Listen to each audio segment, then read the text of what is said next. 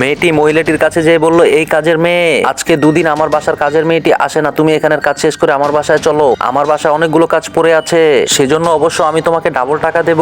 মেয়েটির কথা শুনে মহিলাটি বলল, আপনার কোথাও ভুল হচ্ছে, আমি বাসার কাজের মেয়ে নই। এই কথা শুনে মেয়েটি বলল, তোদের মতো ছোট লোকেরা টাকা বাড়ানোর জন্য আরো কত নাটক করবি, ঠিক আছে আমি তোকে 3 ডাবল টাকা দেব, সাথে আমার বাসায় একবেলা খাবার খেয়ে যাস। মেয়েটির কথা শুনে মহিলাটি রেগে গেল এবং বলল, আরে আমি আপনাকে বললাম না আমি বাসার কাজের মেয়ে নই, আমার বাসার কাজের মেয়েও 2 দিন ধরে আসছে না, তাই আমি নিজের বাসা নিজে পরিষ্কার করছি। নিজের বাসা নিজে পরিষ্কার করা আমাদের সকলের দায়িত্ব, তাই আপনিও আপনার নিজের বাসা পরিষ্কার করে ফেলুন। এই কথা শুনে মেয়েটি বলল, এই ছোট লোকের বাচ্চা, আমার সাথে তুই আর কত নাটক করবি, নিজের বাসায় নিজেই যদি কাজ করি তাহলে জিমে কেন আমি এতগুলো টাকা খরচ করি। এই কথা শুনে মহিলাটি রেগে গেল এবং বলল, আপনি কাকে ছোট লোকের বাচ্চা বলছেন, আপনি আমার পরিচয় জানেন? বন্ধুরা, এরপর মহিলাটি যা বলল তা শুনলে আপনি নিজেও অবাক হয়ে যাবেন। মহিলাটি বলল, আমি একজন ম্যাজিস্ট্রেট। এই কথা শুনে মেয়েটি একদম বিড়ালের মতো চুপসে গেল।